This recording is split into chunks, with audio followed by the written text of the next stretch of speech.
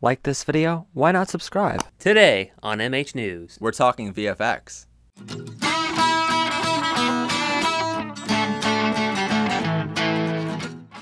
Welcome to MH News, everyone. I'm your host, Matt Haslam. This is the end of our VFX week. Unfortunately, there's only 2 episodes in VFX week, so I'm sorry. But VFX week is finally closing, and today, again, you might notice we have an extra guest on our set here. He is the founder of Burning Earth Productions. He is from Pennsylvania here. We actually went to the same high school, had lunch together almost every day, and then we went to the same college and went for 2 different parts of filmmaking. He's a great, great guy. His visual effects works include Star Trek Begins, Star Trek Red Squad, and numerous video clips on his YouTube channel, which we'll leave a link to right here on the screen as you're watching, in our blog post and also in the description below. Go like and subscribe to his channel. He is also attending college to attain his degree in computer animation and also writes original music under the alias of Dark Sunset Music. Please welcome to the studio, Chris Kroznuski. Hi. I was about to say Chris Cameron. Let's see. All right, so what does your production company do from Burning Earth Productions? We just produce, and we produce visual effects. Like, that's pretty much it in a nutshell. We do, you know, things like green screen. Like, if someone has a green screen backdrop behind a character, we usually fill that in with like space shots or something. We can do post production, like if someone's holding up a gun prop or something, we usually make a bullet come out of it. All that fun stuff we can do from space to, you know, warfare to even just color correction and whatnot. That's the thing. A lot of people, especially at home and even in the production world myself, you don't realize how much of a film is VFX. And you would think a gunshot, well, they probably just did that on set that day and really filmed it, but it's all VFX. The thing with the visual effects industry is at this point in time, it's actually undergoing a sort of a crisis, because a lot of visual effects jobs are being outsourced from the United States to other countries like Canada, London,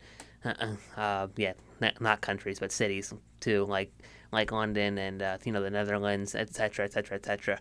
But I would say the visual effects industry is getting harder and harder to stay a part of in the United States. So if you're ever going to become a visual effects artist, keep that in mind. Move to Vancouver. I plan to do that in a couple of years' time myself. So, do you find it difficult? And again, this might not be something to go on camera, but do you find it difficult to be a VFX artist and be in this area of the country where it's not really?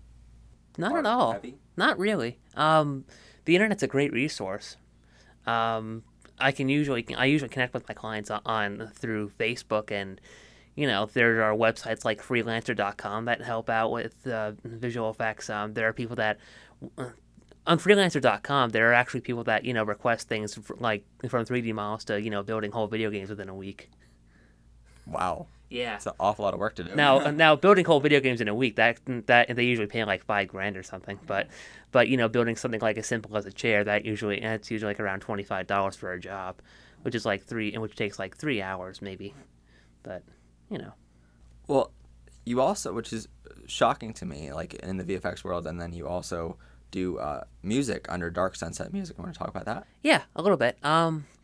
See, my favorite kind of music is what you might call trailer music. Now, I'm not saying trailer music as in, you know, oh, let's go out to the backwoods and drink and lose all our teeth. Not that kind of trailer music. I'm talking about trailer music that you would hear in like advertisements for, you know, movies and film. If you've seen a movie trailer within the past, you know, few years, then you've probably heard trailer music without even realizing it.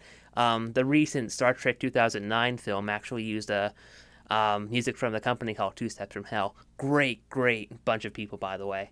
I actually did a really neat little animation for them last year, and I sent it to them, and they were like, "Oh my God, this is really good! And keep doing what you're doing." I was needless to say, I was completely shocked. Well, I mean, now you have a partner, which this baffles my mind that, you know, you guys connected, and he is from Canada, right? Yes, that's right. Nova Scotia. Canada is from? Nova Scotia. Nova Scotia. Yeah. So not necessarily a mile down the road we can just go down and hang out for a couple days. No. So his name is Chris Cameron, and what is it like working not necessarily in person all the time, but how is it like working over the internet and trying to do things? Oh, it's great. I love it. It's absolutely wonderful. We talk on Facebook on a constant basis, like every day to 2 days. I mean, he has a day job too, like I do, but every day to 2 days we're usually collaborating on on projects together. The way we started out our partnership was I started this little thing in high school called Earthling Zero, and unfortunately the project became so large we decided to put it on the shelf. But I've been working feverishly throughout college to try to get it back up and running again. But it's a neat little sci-fi project. But we ended up developing a whole universe for it until the project became too big for us to both realize. But ever since we shelved the project, we've become really good friends since then, and we actually met for the first time in the flesh last year, December 2014. We spent the whole day in New York City together. That was a lot of fun. It was a wonderful experience.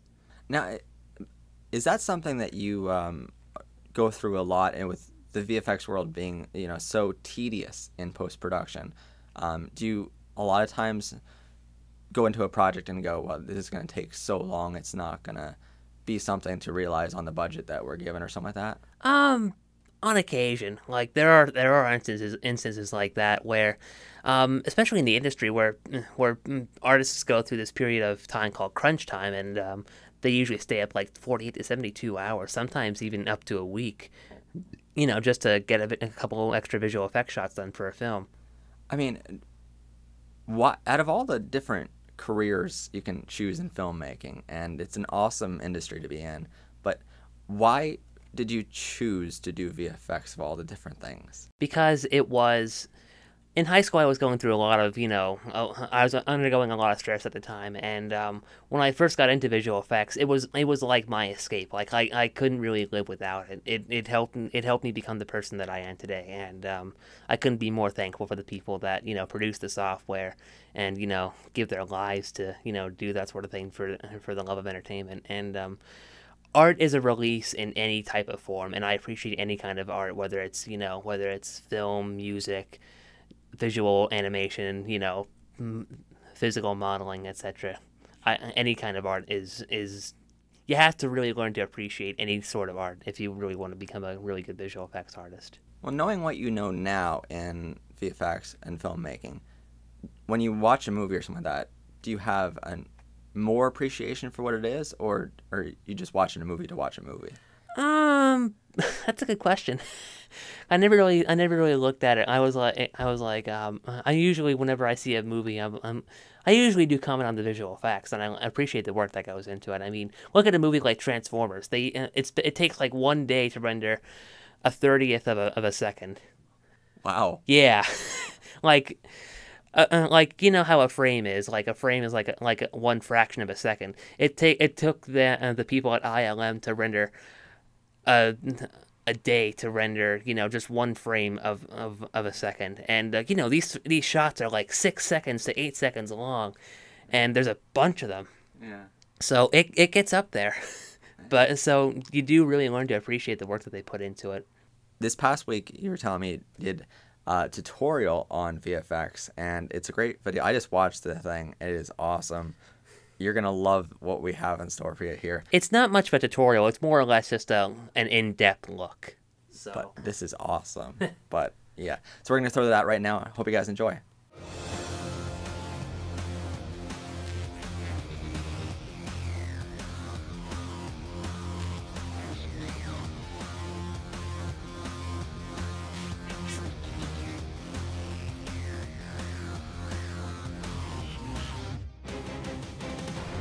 Usually the first step that 3D artists take when building a 3D model is by creating a simple object like a box or a sphere.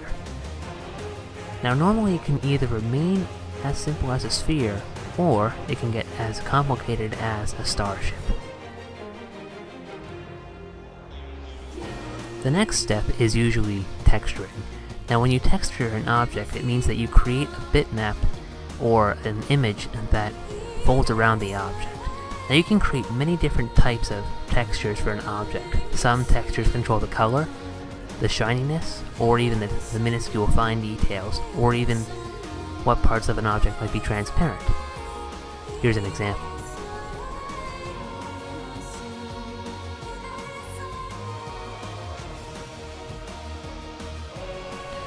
Next, we usually light our scene or our model, depending on how complicated the model might be. Artists usually use directional lights, spotlights, or omnidirectional lights to light their scenes. The next step in the process is creating a skybox or a sky sphere. In this case, I created a sky sphere with an image of the Milky Way background. Now, before beginning the animation process, I split up all my objects into different layers. I had one layer for the clouds, one for the earth, and one for the background itself. Splitting my objects into layers will come in handy later, once I get to the rendering process. Finally, we get to my favorite part of the process, the animation. Right here I've created a camera, and I'm just modifying it right now, just to get a good feel of where I want my shot to go.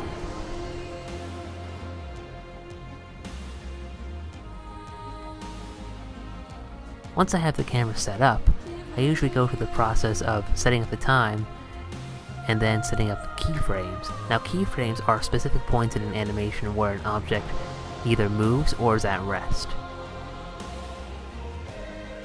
Finally, once the animation process is complete, I usually get a quick preview of the animation before I finally render it out and export it to post-production.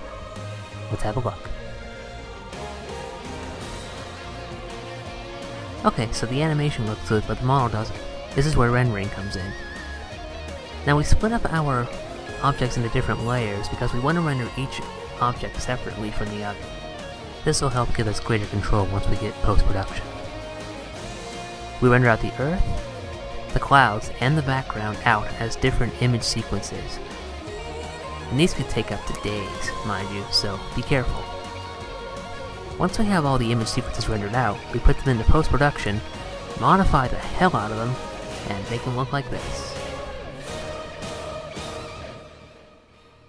And we're back. Thank you, guys. So yes, that's. Well, before we continue, I want to shout out to the NASA Visible Earth project for providing the Earth texture maps there. So that was really good of them to put their time into it. That's satellite imagery, by the way. Really? Really. Oh wow. So. But it was an awesome video, and I hope you guys enjoyed it just as much as I did. I mean, that's the thing. We look at this and you say to yourself, the very end final scene of that, you say to yourself, well, it looks pretty simple, but really there's a lot of work that goes into it, and Chris does an amazing job at what he does. So if people want to get in contact with you, how do they do so? I have a Facebook page, Birding Earth Productions. You can check it out on Facebook. I also have a website. I'm working on version 2, which will have like a contact page and whatnot. It'll have a bunch of tutorials. It might give you guys more of an in-depth appreciation of how visual effects are made in this day and age. But yeah, that's pretty much it, and that's pretty much what I got. You can also, if you want to have me on your project, you can just send me a friend request and tell me who you are. I'll be more than happy to get in touch with you. Well, speaking of which, now that you brought that up, how early, because this is a big question I got before on the program, okay. How early in the process do you bring a VFX artist in? I mean, a lot of people think, well, if it's a post-production job, bring them in when all the shots are done, but how early in the process do you recommend bringing them in? Usually it depends on the project. There are some projects that'll bring in visual effects artists right off the bat, like they did, like companies bid for a project. So, like ILM, like Industrial Light and Magic, and Digital Domain, they're like two different visual effects companies. Sometimes they'll bid on a project. Like Digital Domain did work for Star Trek Nemesis, while Industrial Light and Magic did effects for recent Harry Potter films. So, but it really all depends on the project. Sometimes they'll bring them in right at the start, and sometimes they'll bring them in during the post-production series. So it really depends on your project. For Kickstarter projects, you have to find a visual effects artist early. And the project that I'm now part of, Star Trek Captain Pike, has a visual effects artist, Tobias Richter, who's an industry professional. They found him very early on, and they just recently contacted me to do some work too. And I'm working on the teaser for them right now. Awesome. Awesome. Well, Chris is an awesome VFX artist, and I thank him up and down for coming in the studio today to join us for VFX Week. And thanks for having me. The whole VFX Week was awesome. If you didn't check it out, we have a Q&A episode on Monday. Link is in the description below, also on the blog post for this episode. Chris answers all of your questions for VFX that you guys graciously sent us in over the past week or two here. And we also have a live audio week coming up in the early of July, so go check that out as well. And please go over to Chris's channel for Burning Earth Productions, like and subscribe to his channel. This was a great collaboration week for us, and thank you guys for joining us. Thank you, Chris, for being here. Thanks for having me. And it's been awesome. So have a good one, people, and see us next time. Like one of those things, yeah. Live long and prosper. See, that's our high school days, like summed up. That last 5 seconds just are 4 years of high school.